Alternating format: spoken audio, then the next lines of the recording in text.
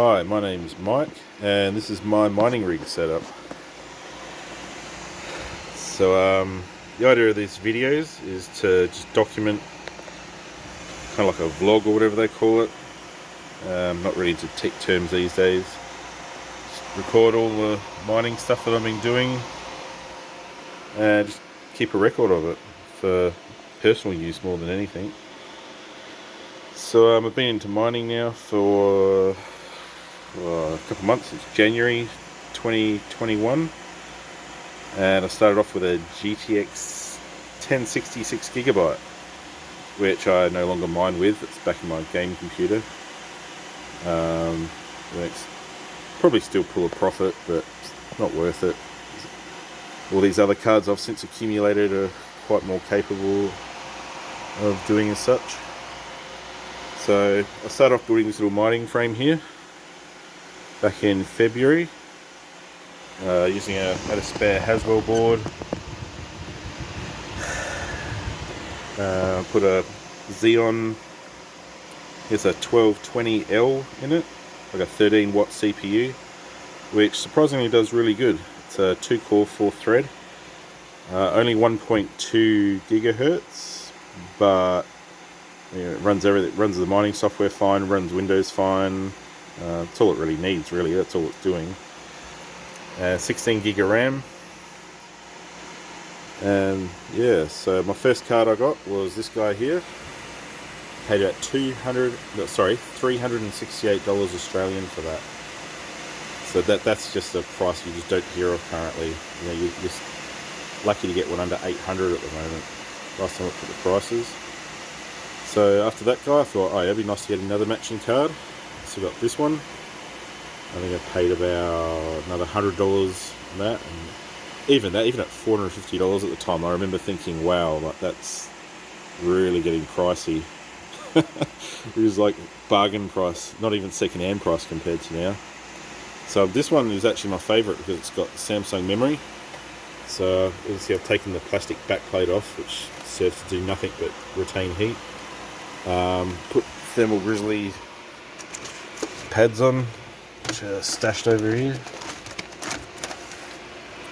Got the thermal grizzly pads on there. And that's the only one I've done the pads on at the moment, because I actually noticed no thermal changing the pads. They're only about 5 months old when I changed them, and only just starting to give off the silicone oil. So it's brother next to it, I haven't bothered to do the thermal pads on. It's running the same temperature as well when you look under the stats. So that's that. Okay, so yeah, I started off with this guy, 1660 Super. I then moved on to this one, the king of mining, the RTX 3070 non-hash rate. I bought this before that was even a thing, the low hash rate. It's very noisy, but it's very cool. I did some research on these blower type coolers and found it uses what's called a heat chamber cooler, which is a very expensive type of heat pipe. So it's like a chamber instead of a pipe. They're more expensive to make, but they are more efficient, and they use them in confined areas. So that's why they obviously use them on this model blower. So I was quite happy to buy that. And yeah, the thing is really noisy. Like, out of everything here, that hands down is the noisiest GPU. Look at that blower fan ripping along. In the gaming computer, it's way too loud. So even though it's a nice card, I probably wouldn't ever consider permanently having it in the game machine. So yeah, after that guy, I bought that in March, or if I recall correctly, mid-March 2020. Then I got EVGA 1660 Super, which is just in there. Thinking, oh yeah, EVGA generally have nice coolers and fans. Surprisingly, it's actually the worst out of all of my cards in terms of hash rate to efficiency. So if I ever have to sell a Super, I think that'll be the first one to go. I mean, it works alright, but yeah, it's just didn't win on the silicon lottery on that one. So then after that, what did I get? I got this PNY, which is the single card fan next to it. Sorry, single fan card. Just tucked away in there. saw a few guys using these and I thought, yeah, I'll give it a go. It's only got one fan, but one advantage it has, I noticed it runs a little bit cooler than these guys, the Gigabytes, because these have only got one heat pipe running from that right in the middle there, that runs under the GPU and then goes out to the sides. Whereas the PNY, I think it has 2 or 3, yeah, I think it's got 3 heat pipes, so that, and those are spread out over that smaller heatsink, but because there's more heat pipes pulling the heat away, it seems to work quite well. So yeah, that's that. As time went on, I added fans to the front. Originally I designed it so the fans can actually sit along here facing upwards, because I thought heat rises, so you want to move the heat away, like, you know, it's naturally going to go up, so, you know, why not help it along? But that didn't actually work as well as having it set up like this with the 4 fans on the front. So I've got a 140mm fan here because that's sucking the air off those 2 cards, and then one 120mm fan per card along here, and they're also pretty cool. I mean, what's the temperature in the shed at the moment? It's a little under 30 degrees, or 29 degrees. I'll just plug the screen in and have a look. Incidentally, that 3070 with that blower cooler is the coolest out of all my GPUs. It always runs several degrees cooler, so I'm really happy with that. Let's have a look. Fire up the screen. Yeah, no display. Let's chuck a keyboard and mouse on.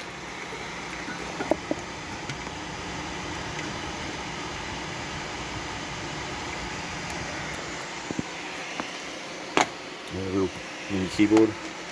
Give me something.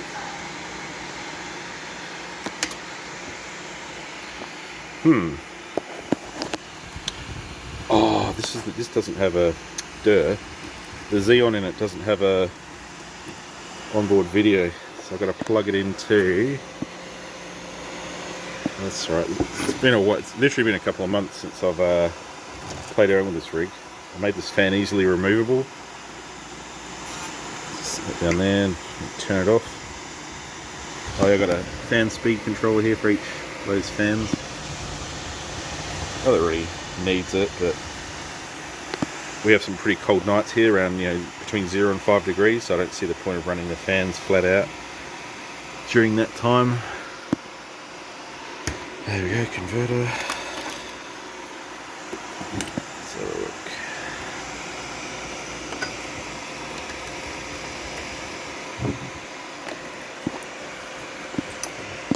A bit tricky doing this with the phone.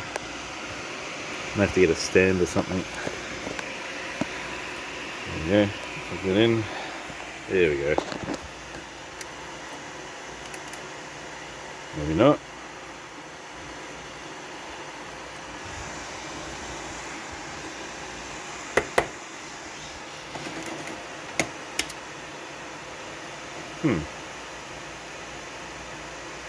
Oh, it worked last time I plugged it in.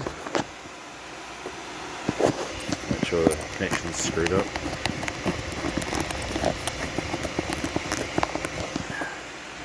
Okay, I reckon this has happened before and I just turned it off.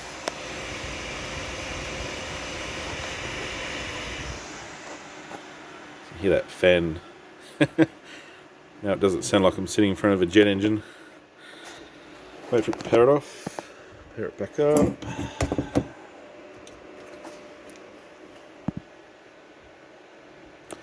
I've also got a little power meter here. 557 watts. Yeah, that seems a little high. Literally all that's running, I've got a 3060 RTX 3060 here, running on its own board. So if you're clued up with mining, you know that the version, was it 470.05 driver unlocks the full hash rate for that card. So I knew they'd do it, so I literally had this thing. I was watching the prices of 3060s, and I thought they're going to crack it one way or another. So I thought as soon as they crack it, I'll buy a card. And I don't have enough money to buy more than one, so I thought, yeah, I'm happy with that. I couldn't buy any more of these. These 3070s became unfindable by the end of April. So yeah, I got this guy at $800, including shipping, or $7.99 actually, which is pretty good. Let's see what's going on with this thing in the meantime. Still no display. It's a bit strange. What else can we try? I'll try plugging into that. I wonder if it's because it's got this in there. It's got a dummy plug in there. And the reason I've got it in there is because I'm using tight VPN or VNP. I don't know. Not tight VPN. VNC. That's it. Hey, there we go. Tight VNC, which is like a remote desktop thing. I don't trust Microsoft. The Microsoft one. I prefer to strip Windows right back because people are constantly hacking into stuff. So that print server exploit recently, I just remove all that. So this is a completely stripped back copy of Windows 10. Usually it's got a little thing in the corner here saying please register. Well, I'm not registering it. Microsoft's got more than enough money. Sorry, Bill Gates. So yeah, while we wait for that to finish doing its thing. So yeah, that's the old version 3060, which I'm pretty happy with. It's nowhere near as good as the 3070. I wish I had the money. I could have bought 6 of these bad boys, because then I'd be happy as Larry. A lot less power. We pay quite a lot of electricity here in South Australia, so I think it's currently about 32. It was 36 cents, but we've got a discount for 32 cents per kilowatt hour, which is pretty high. So efficiency matters. So when I set my mining up, I'm looking at more efficiency rather than total hash rate, because I want the best bang for buck. We recently got a better deal to get our power down. I think we're paying 26 cents per kilowatt hour. Which on a worldwide scale, that's still pretty high, but it's better than 32, I guess. So the jet engine is just taking off again. Yeah, so using T-Rex miner, it's my favourite because it seems to be the most stable. Where's number 1? That's strange, one of the cards is not there. Huh.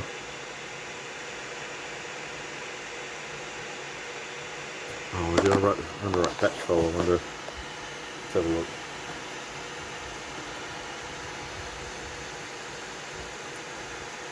And Ace. Yeah, that's the right one. What's going on? Administrator. Yes. What's going on there? 0, 1. I just saw on the batch file it's not including device 1 for some reason. Why is that? I haven't changed that.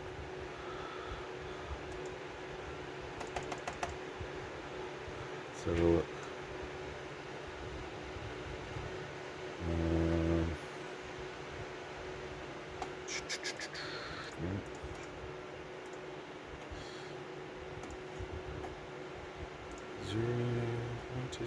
Yeah. That's bizarre.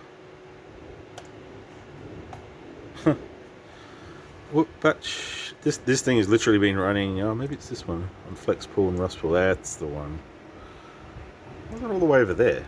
Anyway, this thing's been going for. It's old faithful. This machine. I just set it, and it just goes and goes and goes. Never crashes. Never have any issues with it. That's better. Now I see all my cards. 1, 2, 3, 4, 5. Yep, very good. Alright, we'll let that start up. Over here is my newest additions. So this thing's a RTX 3060 Ti. Unfortunately, it's a low hash rate. But that doesn't matter, because the reason I got that is to mine Ravencoin. Even though it's currently mining Ethereum with that unlock. But yeah, I actually got this card about 1.5 months ago now, 6 weeks ago, before the low hash rate, the partial unlocks were a thing, and I paid $9.99 for this from Scorp Tech. I think I had to pay shipping, so it's actually slightly more than that in the end. But I'm quite happy with that. It does 27, 28 mega hash on Raven does 43 on Ethereum with the T-Rex unlock. So yeah, just trying to pay. I got just a couple $100 left to pay off on these, and then everything I'm making is profit, which I'm really looking forward to.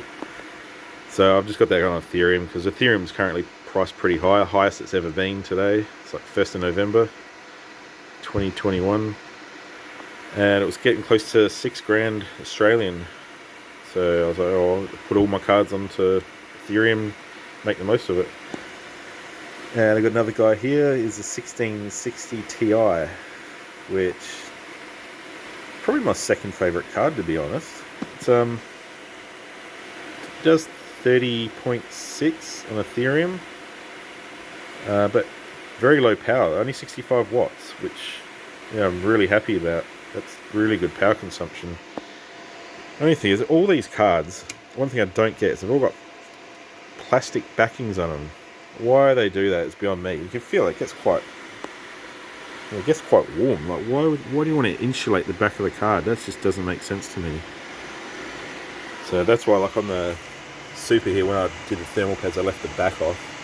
But you better to have airflow over it. Eventually I'll put heat sinks on there maybe. Probably with summer coming up, it's going to get up pretty warm in here. It gets up to 46, 48 degrees. But I find the cards don't really go above 70, which is really good because there's so much airflow. Try to keep that airflow up with these fans, and keep my garage door open. Also, when moving it, you can even feel like that the air here is quite warm on this. Oh, what is it? 30. Yeah, almost 30 degree day. So I'm actually going to move them under my desk. Let's feel the ground. The concrete always stays pretty cold, even in summer. So I've got an idea where I'm going to set them up under my workbench and make some kind of contraption to suck the cold air under the bench along the concrete, so it gets that cool air off the concrete and feeds it to the mining rigs. I actually had an idea. If I'd been into this when I made this garage 10 years ago, I would have put some possibly metal pipe down under the concrete, like big, like 100mm pipe, and then made like a zigzag pattern under the concrete and had it suck air from outside and then feed that, because that air would be nice and cool, because underground it never really changes temperature much. So that'd be perfect. But here's what it is. So yeah, so look at these. Let's look at the temperatures now. So we've got the EVGA, 55 degrees, 82 watts, 31.82 megahertz. Actually, by far that's the least efficient card here. And you got the Gigabyte 1660 Super. Number 3, that's the one with the Samsung memory. It's doing a nice 32.5, 54 degrees. Yep, 55 degrees now. And 65 watts. So that's my best 1660 Super by far.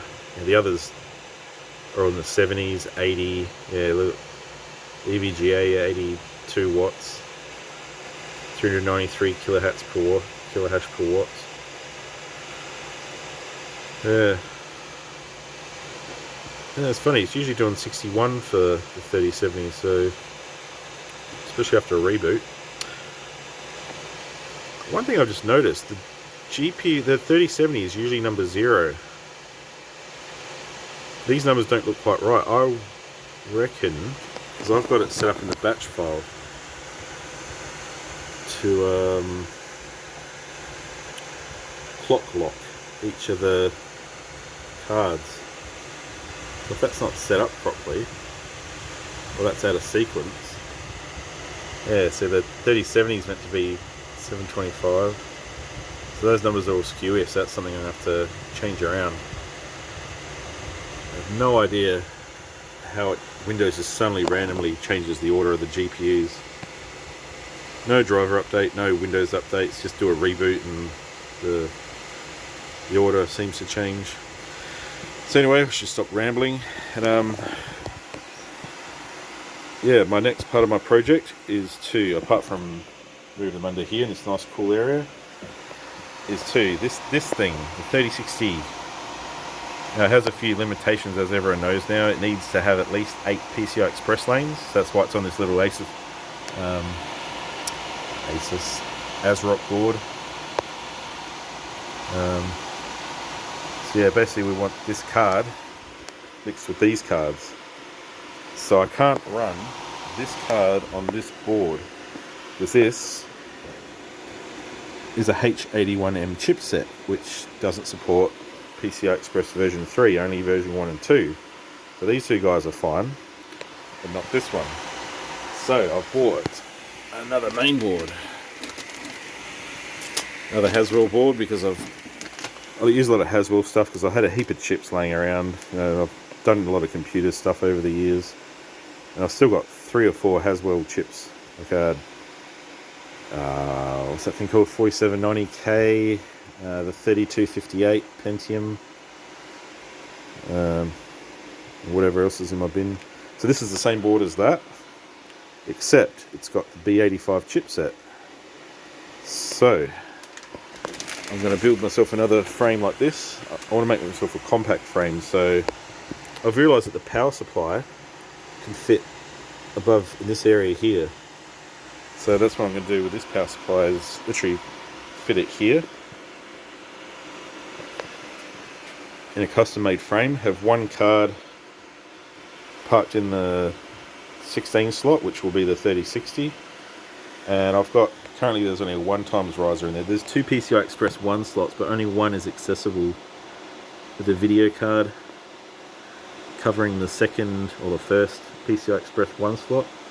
So I'm going to put a 4-way adapter, which I haven't used yet, but you know, we'll get it working somehow, and then put 2 cards at the top with room for obviously 4, but they'll be a little bit closer than this one. This frame I designed so I could have 4. So if you want to run 3 cards, you know, you better make the most of the spacing. But if I want to run 4 cards up the top here, put one here and one here.